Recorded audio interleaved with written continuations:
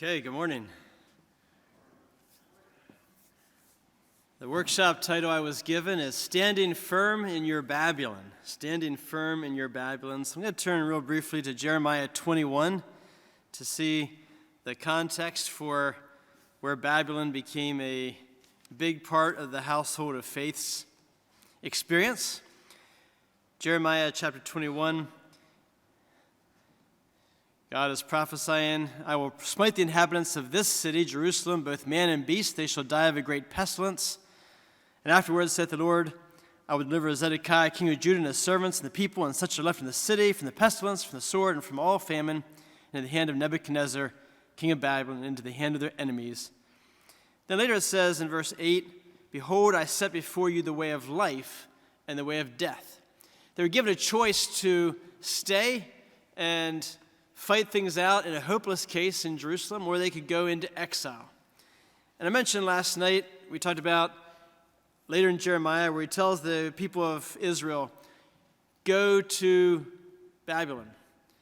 Seek the peace of the city where God calls you. Set up vineyards there and houses and build houses. You're going to be there for 70 years. And he's calling them to accept their exile, this time away from Jerusalem, as the first temple was going to be burned, and they're going to have a time to reflect and become a people of the book. Before they went into exile, there was still a lot of paganism, a lot of idolatry. They go to Babylon, they come back later with Nehemiah, Ezra. Now they're people of the book. They're following the commandments. They have the Bible ahead of them. And so he's giving them a chance here, and is calling them to the way of life. Well, then we go to Psalm 137. They are now in exile, and they aren't real excited about it. They're not quite building houses and planting vineyards. They're in mourning. They're by the river of Babylon. By the rivers of Babylon, there we sat down, yea, we wept when we remembered Zion. We hanged our harps upon the willows in the midst thereof. For there they that carried us away captive required of us a song. And they that wasted us required of us mirth, saying, Sing us one of the songs of Zion. How shall we sing the Lord's song in a strange land? If I forget thee, O Jerusalem, let my right hand forget her cunning.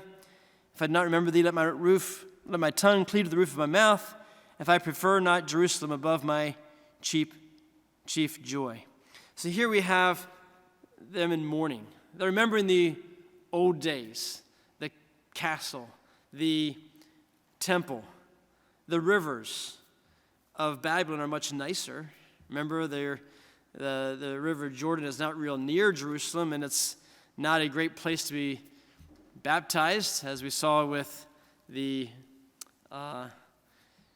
time when they're called to dip in the Jordan River and be cleansed from leprosy. Oh no, it's just too dirty. So not real pleasant, but they now have these nostalgic memories for Jerusalem, and they're in mourning in Babylon.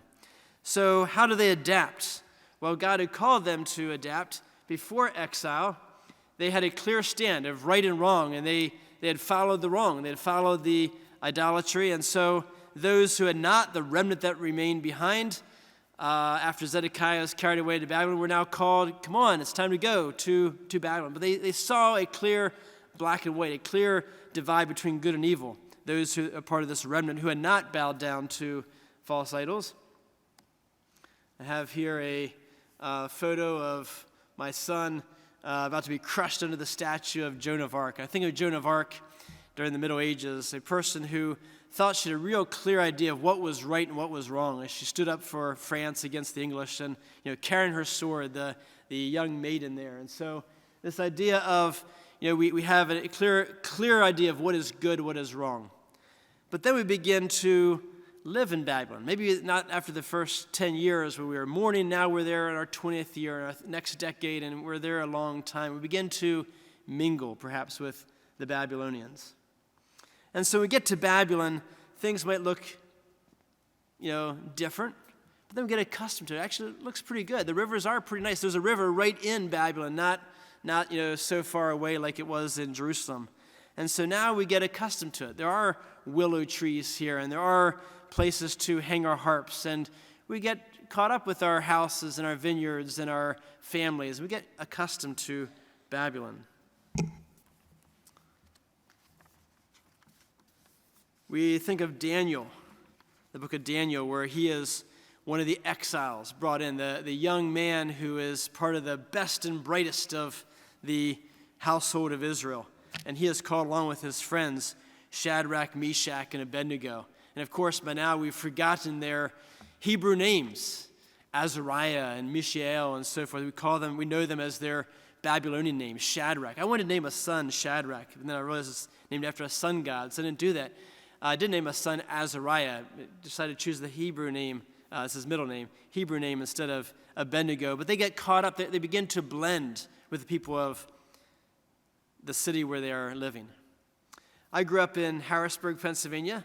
I'm a native urbanite, and so I just love cities. And so I've moved around a good bit, but always living within cities. I've lived in Knoxville, Tennessee, lived in Wisconsin, lived in Baltimore. It was my third time to live in Baltimore, but I lived in D.C. for 14 years. And living in D.C., had the chance to just experience a city that was moving from being what was called at one time the murder capital of the world to being just a thriving city, just a city people wanted to come to, and people were being priced out of their homes because everybody wanted to live there. It was such a lavish city. So the teens, 2010 decade, it was quite a wonderful place to live. And here we are in an outdoor pedestrian shopping street, one of the most expensive shopping districts in D.C., and just enjoying the safety, the cleanness, I went to D.C. the first time in the 1990s and was told, stay away from downtown and don't go here, don't go there. Now people want to be there. It's just kind of, you sort of begin to experience being in the center of this powerful city. So imagine the exiles in Babylon. Now it's a beautiful city, the hanging gardens, the wonders of the world, and they're in the middle of it all. Well, then we saw 2020, and we had, of course, COVID and a lot of shutdown, but then we had a lot of protests and looting and rioting. And this is that same street. Now, instead of a thriving, lit-up place with lots of cafes and boutique stores and so forth, now it's just all shuttered and boarded up and smashed windows and decay. And so we begin to see that even Babylon, even a thriving city, can not be invulnerable. And so we look in further in the Bible into Revelation, we see prophecies against Babylon. But we're going to look more at the time when people are there in the intermediate, as they're waiting for their experience of Babylon to stand firm. So Daniel, of course, stands firm. We have that song, standing like Daniel. And he was one who, he's in the middle of it. He's in the center of power. He's in the palace. But he's not going to eat the king's meat. But he's not going to protest. He suggests a negotiated strategy with his keepers.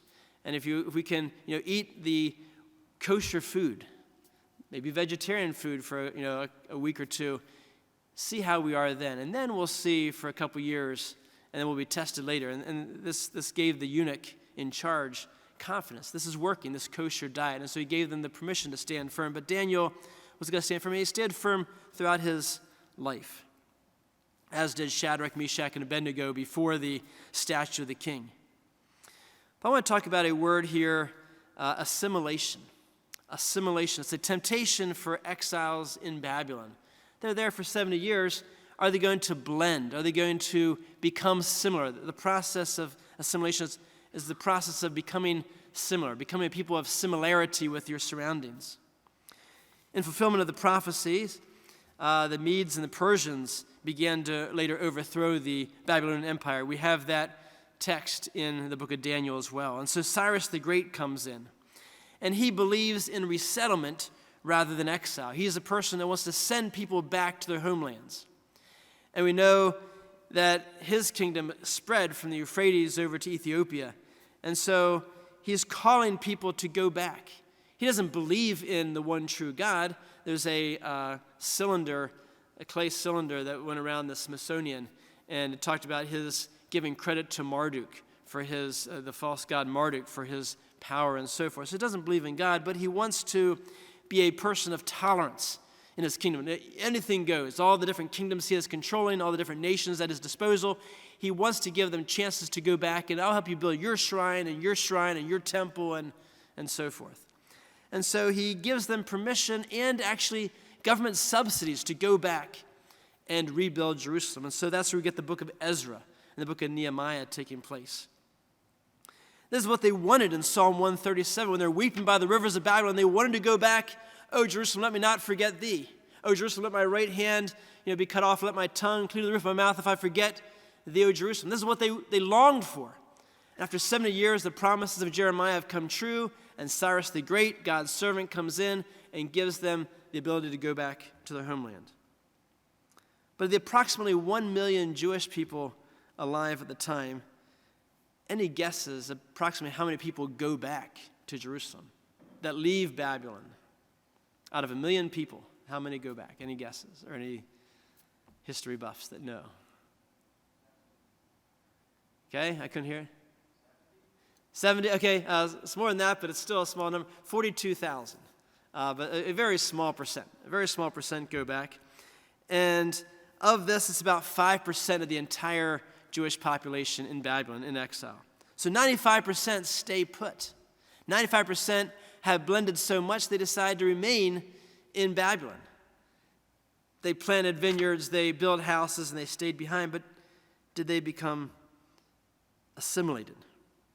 We talk in my Mennonite fellowship, we refer to conservative versus liberal Mennonites. Not about politics and Democrats and Republicans, but in the church. So I don't know if Church of the Brethren had the same way for conservative for Democrat or for conservative for liberals. But when I talk to non-Mennonites about this, it's hard to get across what really it means to be a conservative. So I often say assimilated or less assimilated. That's kind of the way I've described it. How much do we blend with the world versus how much do we not blend with the world? And so it's a challenge even today. Are we going to blend and become comfortable in Babylon that we decide to like it so much that we're going to blend and be part of it, or are we going to stand firm?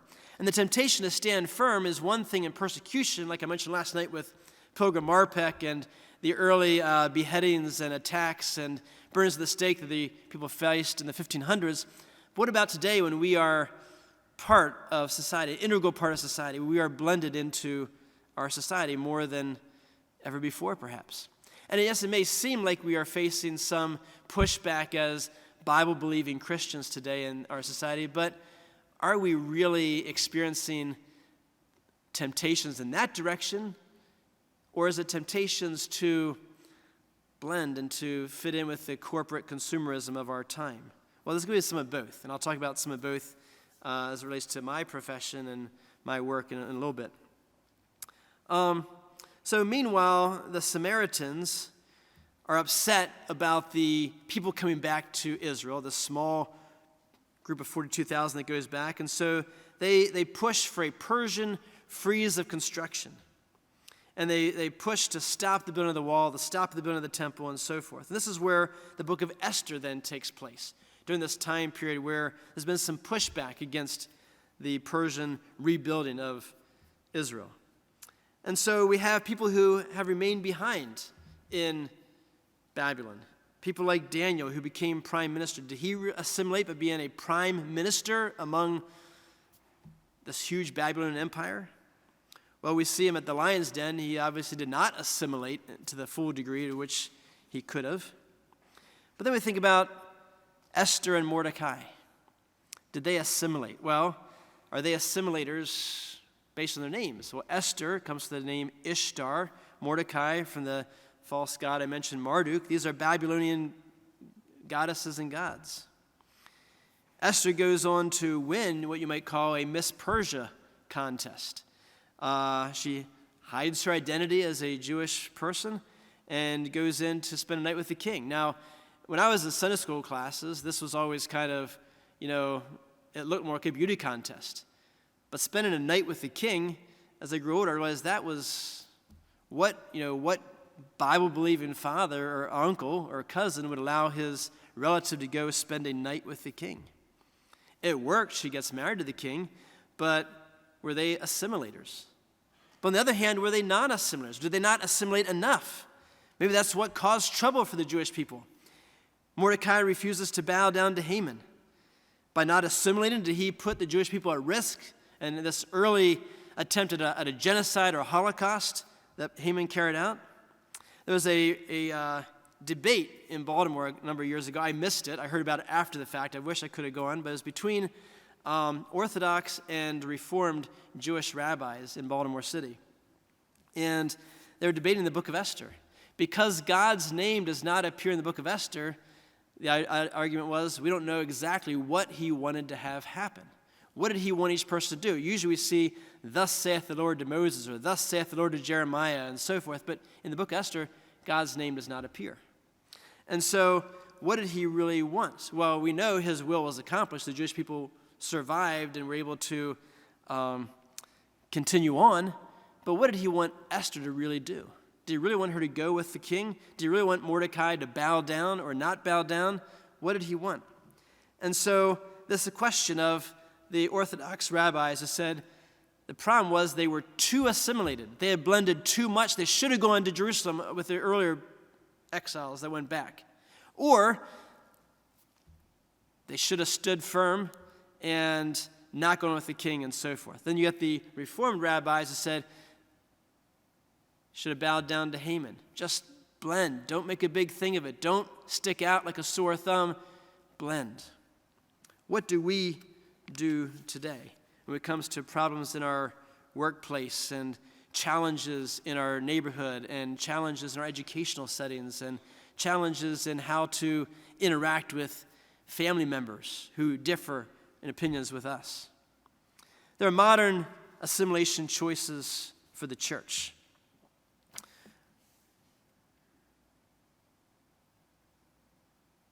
You might say on one hand that we blend as a family. We're there right in the heart of a city. On the other hand, you might say we stick out a bit. Am I only conservative? Am I only considered a plain person because I married a woman who wears a veiling?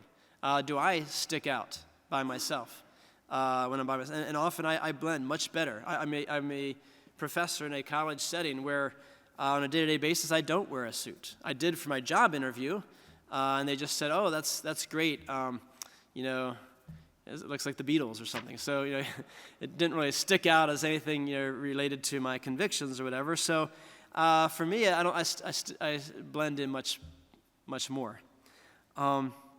One time I was in graduate school, and there was a line to hear a Secretary of State that was coming to Indiana University to speak.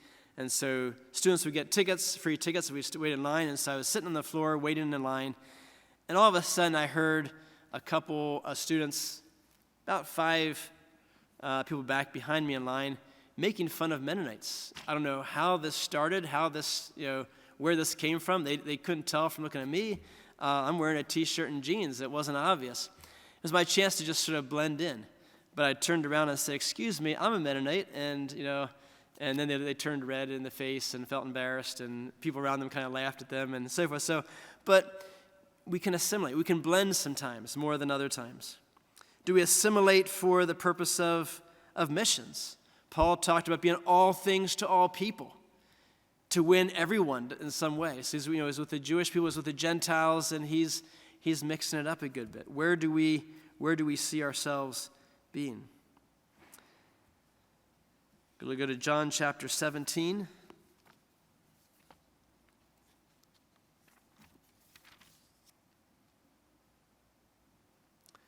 Verse 9. He's praying for his disciples. "I pray for them. I pray not for the world, but for them which thou hast given me, for they are thine. And all mine are thine, and thine are mine, and I am glorified in them. And now I am no more in the world, but these are in the world, and I come to thee, Holy Father. Keep through thine own name those whom thou hast given me, that they may be one as we are." So the Godhead is one. He wants his people to be one, but he is now leaving this earth. He's going to give his Holy Spirit, but he's leaving this earth himself in the physical flesh. But he has us left behind. He's praying for his disciples, his followers, his people, because we are still in the world. We are still in Babylon. Do we stand firm? Can the world be reached if we blend with them, or can it only be reached if we remain sanctified and set apart and separate?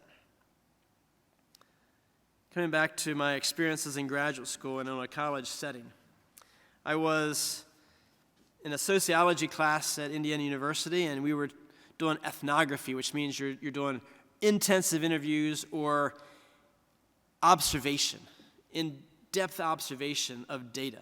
And so we're looking at humans and how they interact, and so I decided to observe street preachers on campus. They would come through IU.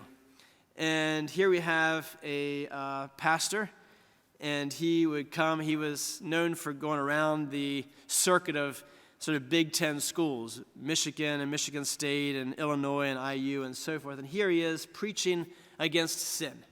You see a guy's sign here next to him that says, you deserve love, don't give hate an audience. So we have a counter-protester, maybe a heckler over here. And so while I would watch these street preachers come in, especially the more lively ones who would preach against sin, they would get the biggest crowds. Now, there were some preachers who would come. I remember one young woman, she came and she stood on an actual soapbox and just shared her testimony.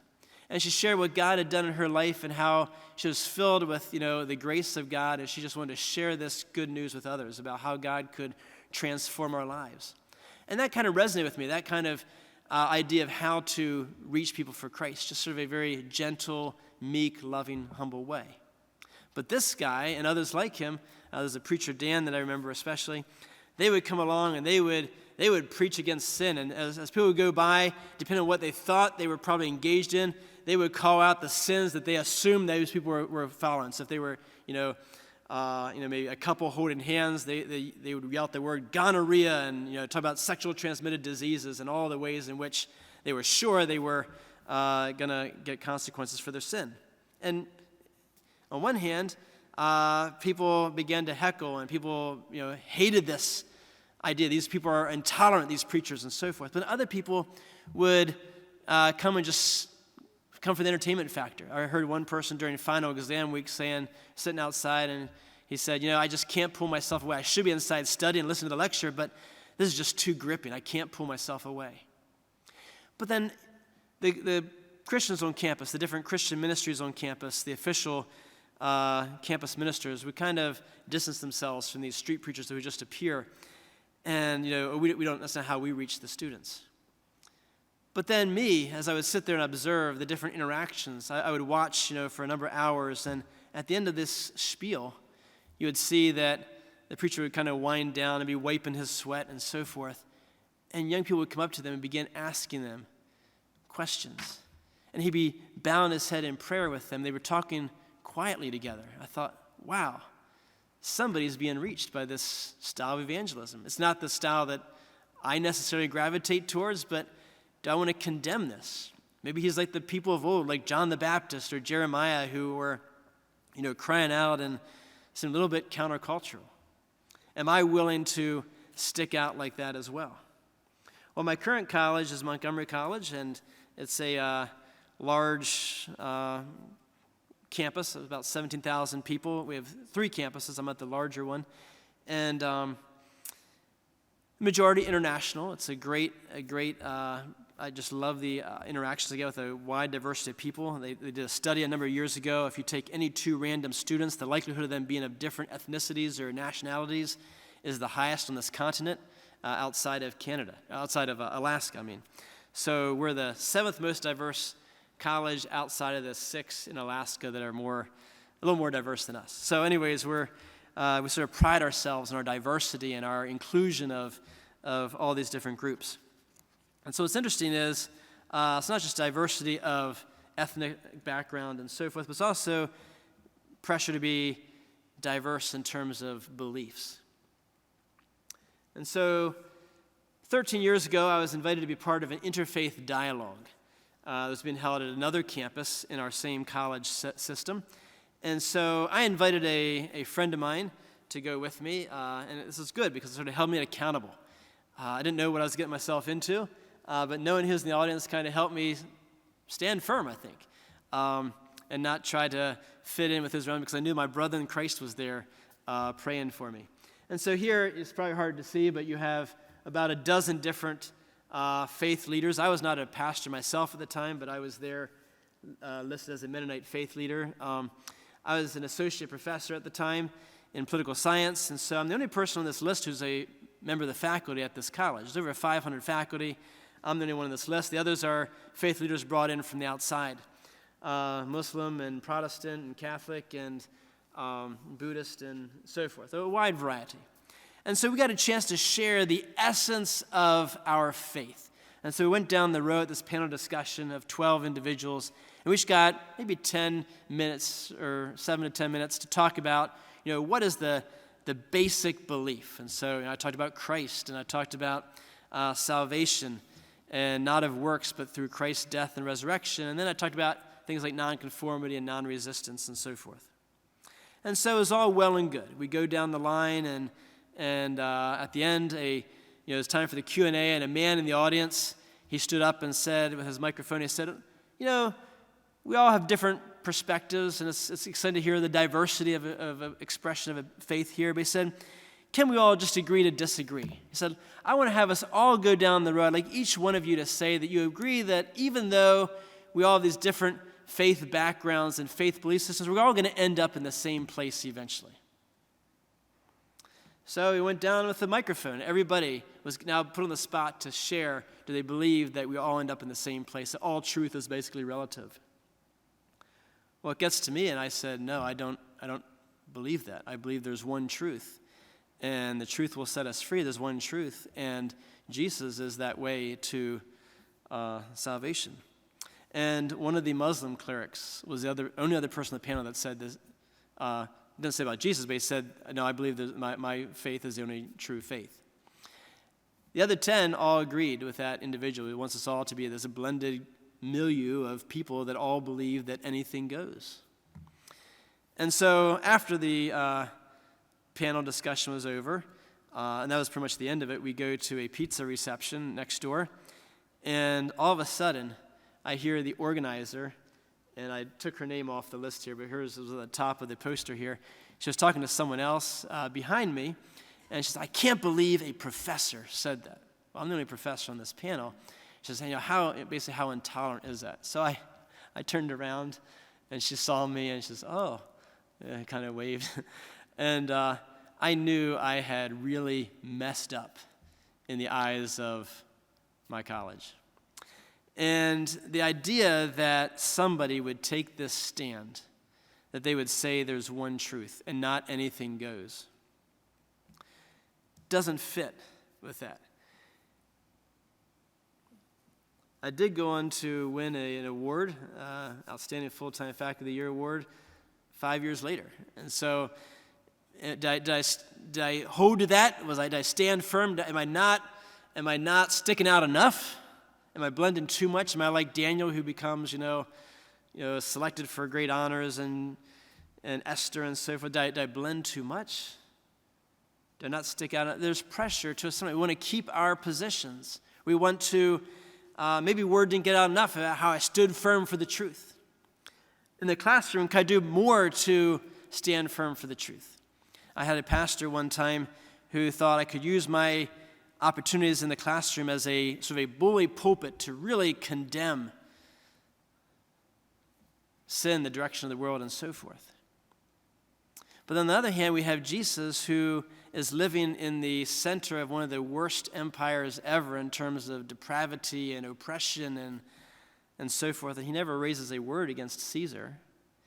And he even tells us to be wise as serpents, harmless as doves, and are we too harmless? Do we think our wisdom is being used to promote ourselves or to promote the Lord? There's a time where Jesus gives parables, and he's sharing parables in a way that that the masses won't get what he's trying to say. He's very sort of circumspect, very vague to some degree. The people who he is condemning, often it's the Pharisees or the Sadducees, they get the picture. They get really irate, but the people are just saying, oh, that was a nice story. They don't maybe get the main point. So when we have the chance to mix with a wider variety of people, are we to cast our pearls before swine or not cast our pearls before swine? Jesus doesn't. Or do we show respect to others. And then hopefully that later they will have a chance to come and talk with us. And they will see we respected them as a human being, and they will come open up to us. And so maybe our more controversial statements on the big societal issues, maybe we can talk about that, not in a mass setting to the audience, but maybe after class, after we're done on the job. Not when so, how do we justify this? Where do we blend? I would love to hear your input and your thoughts on this too, and we do have a Q&A later, and we can maybe talk more about that over lunch as well. But where do we go? Do we use our platform, or is there a limit? Now, Daniel at some point there's a line he doesn't cross. He's not going to stop praying publicly. Shadrach, Meshach, and Abednego say, we're not going to bow down to the emperor's God. Esther says, I'm not going to allow my people to be slaughtered. There's a line we will not cross. So where do we know how to assimilate? In an academic setting, we think about reason and rationality. And so the Renaissance kind of gives rise to this sort of modern university where it's all about reasoning and arguments and developing our minds and so forth, looking back to the ancient Greeks and philosophy for their inspiration. When I first went to graduate school, I did not intend to be a professor at all. I went with the idea that I might work someday for an organization like MCC's Peace Office in D.C., or maybe an international humanitarian organization or something of that sort. That was kind of my goal of going to graduate school. But my second year in graduate school, I realized that I really enjoyed, I'll come to this slide in a bit, I really enjoyed the interactions with students, that one-on-one interaction about advising, about life choices, and even the nuts and bolts, the grunt work of professorial work, of making syllabi and grading exams and so forth. And so I thought, well, this might be the career for me. And so I didn't have a clear direction, hadn't even thought about being a professor until I was finished with college and in my second year of graduate school. And so, anyways, in my first class in graduate school, the only class that talks about being a professor, you might think in graduate school that's all about, how to be a professor. No, it's all about the content of your expertise and your discipline, and being a professor, how to do what we do on a day-to-day basis was not even really talked about, except for one class that IU was bringing in for the early years here.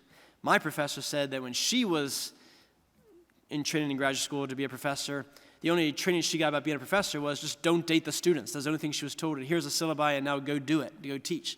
Because it's so separated from what we do. Graduate school is all about, looking at patterns and theories and historical documents and so forth, not about giving lectures or not about anything. So it's sort of separate from our reality. But anyways, this one class, they were trying to be intentional about how to teach.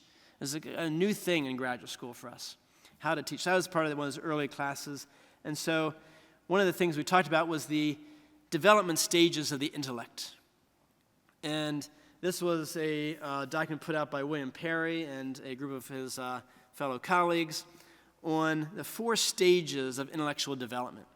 And so the idea was when students come to a college campus, they have a very dualistic mindset. Dualism is the idea that it's either right or wrong, kind of like Joan of Arc. It's black or white, good versus evil.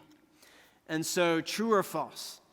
And the idea is, I know I can learn this if you just tell me how. So the professor is viewed as the font of knowledge, and I'm here to learn and so forth. And but if I disagree with the professor, then they're totally wrong, but it's right or wrong. And so we were told to kind of try to break down that dualism and help them, create some doubt in their minds about what they have firmly believed. And it wasn't in the context, as I was being taught this, it wasn't not in the context of, breaking down their religious faith convictions. It was about in the context of just the idea of having this mindset that everything is either right or wrong, good or evil, black or white. And so the next stage that we're to mold students towards is multiplicity. They're now exposed to people from other parts of the country. They're at IU or in Maryland. As I said, in Maryland, our college setting so diverse. They have people from all over the world. I lost count one semester. I had 35 countries represented in my classes in one semester. And So, you see a multiplicity of viewpoints. You come from your high school, elementary school setting, and you come to college. Now you're around people who have different perspectives, different geographical experiences. And so you see there's a multiplicity of opinions. You begin to think, okay, everybody's opinions are equal. You can share what you want to say, and what you want to say. I want to hear from all you. Oh, it's so fascinating. We're all just so different. And that's kind of the multiplicity angle. You might begin to distrust authority. You might even begin to distrust reason and say, well, there's so many different ways of approaching these things.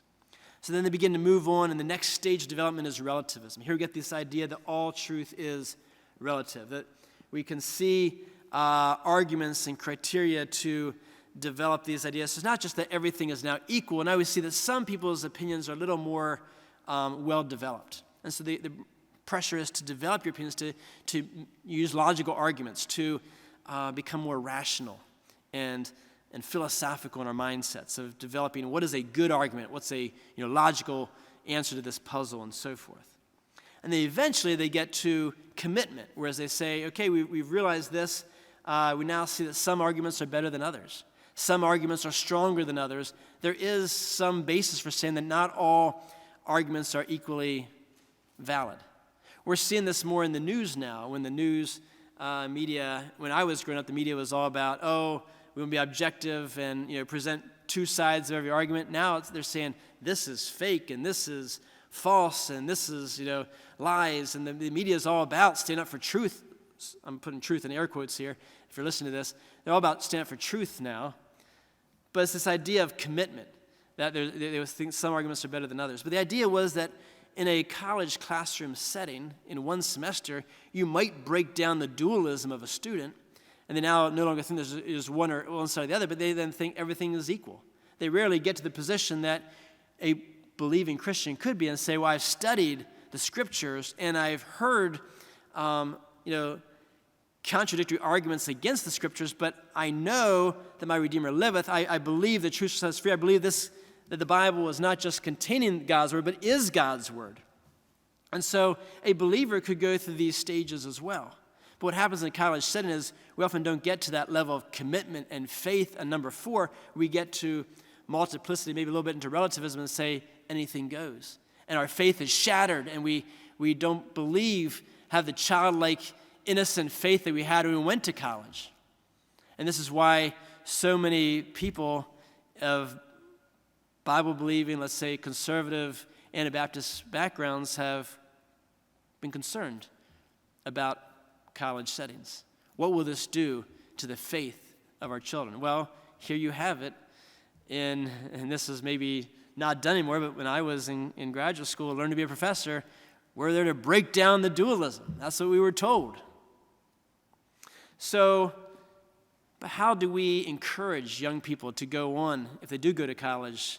And I was hearing from a brother last night that at BBI a number of years ago, there's a large percentage that were going to college. And so I don't know if that's the case for BBI this year, but it's something to be concerned about. But at the same time, can we pray through with them? Can we mentor them? Can we commission them? Can we support them if they are feeling that's the calling for their vocation? But keep them in mind. Let them know you care about them, even if they're at a distant college. You want to bring them to maintain their childlike faith of innocence and to believe, as I did, since my mom told me when I was little, yes, Daniel, David, Moses, Esther, those were real people. And I was like, wow. I remember at the age of 4 or 5, I was surprised. Like, I knew Raggedy Ann and Andy were not real. But to find out that Moses and Esther were real, that just, wow. And I've never doubted ever since my mom told me that. So just that childlike faith, trying to mold that. But so often we get into college settings, maybe even Christian college settings, where now the Bible has said, oh, this contains God's word. You got to find it in here somewhere. It's check the old sources and which version and which, did Moses really write this? And we get so many doubts, and we're trying to create and foster doubts that can almost be more dangerous. I like to look at the Bible in a Sunday school setting where this is God's word. now let's talk about how can we apply it to our lives. Let's not get bogged down in the academic details of trying to figure out, why was this written 3,000 years ago or 2,000 years ago, but believe that God was the author and he is in control of this today. And so pass on that knowledge. Is that a dualistic stance? Is that a non-intellectual stance? Well, no. We can look at apologetics who have wrestled with these arguments and said, actually, a people of faith, we can look at the evidence, all the evidence that points to the Lord being the Lord, and say we have reached commitment. And so can we trust? It's not giving up as I think there's a book by Josh McDowell I read one time, don't check your brains at the door. We don't have to say, okay, remove our brains to go to Sunday school. No. We can be people of faith who still, are rational believers who are thinking and reasoning, but believing that, yes, it makes the most sense that God, a most powerful creator who created us with such immense, I heard about the eye, such immense complexity, that he can also be powerful enough to preserve his word, the intent of his word through the ages as well. But we get people like, Gandhi, who I looked up to. I met when I was in college. Oh, he was a pacifist, and I'm non-resistant. So, what does he have to say? Well, he says relative truth is all we know. Now, he's putting this from the perspective is that God knows the truth. And so he's not saying that there is no other truth, or there's many truths, but the idea is it's hard to find that truth. Well, as a believer, we don't have to see the unseen. We can believe anyways. Another sort of pressure in our Babylon today, in this very tolerant society in which we live, is tolerance. A number of years ago, I looked at Europe and looked at the U.S. and said, well, Europe is in a different category than the U.S. Europe believes tolerance is the ultimate value. The U.S. believes in freedom and liberty. And my students, when I first started teaching 24 years ago, were all about freedom of speech. You can't tell me what I can't say. Anything goes, whether it's obscenity or politically controversial. We should have the right to publish, print, model, do whatever we want. It's okay. Freedom, liberty. But now, my students today, freedom is a little controversial. It's not our safe space anymore to be all about saying whatever we want to say. Now, I don't want to hear. It's about what I don't want to hear. I don't want to hear anything too controversial. I don't want to hear anything that's too offensive. I don't want to hear anything that's too intolerant. So tolerance, the idea here in this poster, I don't like X, but I'm okay if you do. I like Y, but I'm okay if you don't.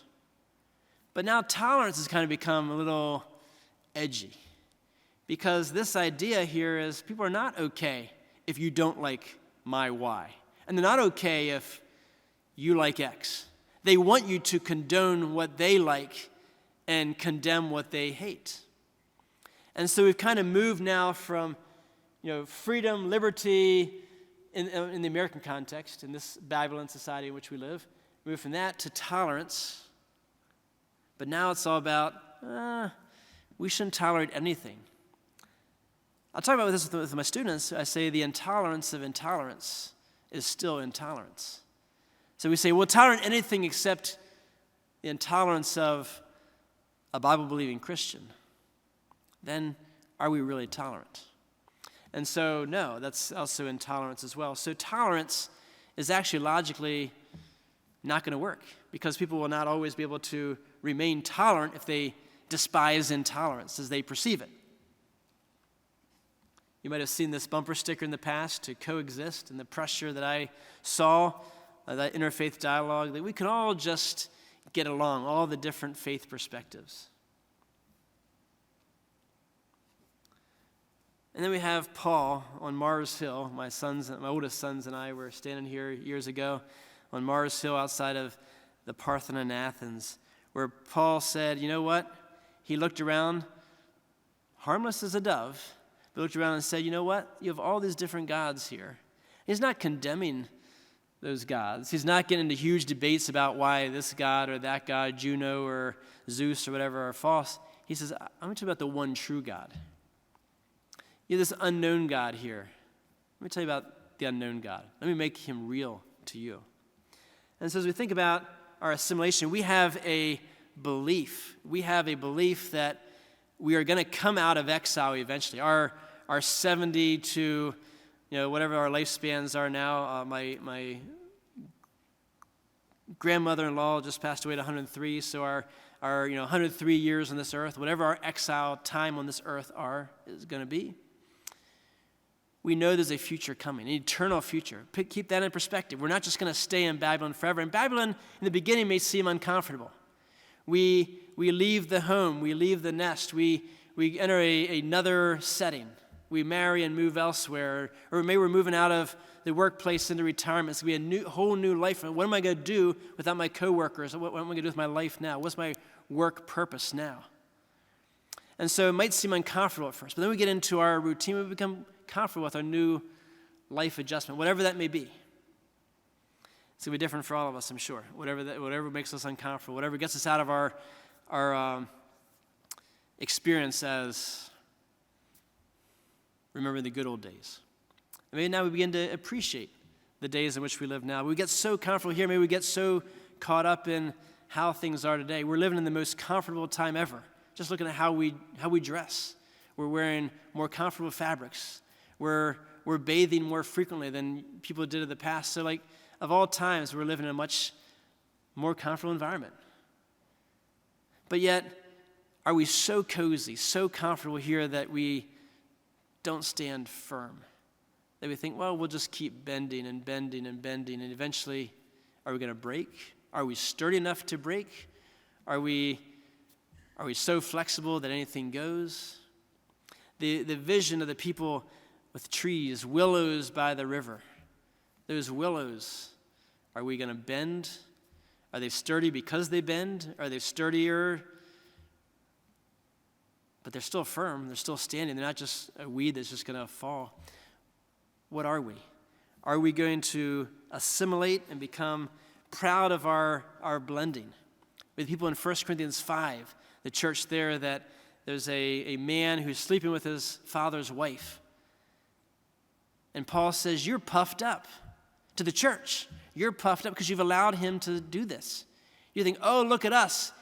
Look how tolerant we are to have this guy in our church. Look how open we are to his choice. And Paul says, I'm not even there, but I know that's not God. Even the Gentiles don't do that. They don't even talk about that kind of sin. Sometimes the church goes so far in trying to overcompensate that we can go so far in trying to be like the world that we might even go further in some cases, in our haste to fit in with the world. So the choice for us is to stand firm or to blend. The people that go back to Jerusalem, they continued. The 95% that stayed behind, many of them lost their identity as the people of faith. They intermarried, they mingled, they stayed behind. Are they part of the lost tribes? Well, God says in Romans, all Israel shall be saved, he'll bring them back. There's going to be a mass revival, but many blended. Many throughout history lost their identity of people of God. People of the book, the ones that went back though, the ones who stayed true in their exile, the ones who stayed firm to the end, are the ones that are going to not have to worry about when Babylon collapses in Revelation. They're the ones that are going to be ready for the New Jerusalem. God bless.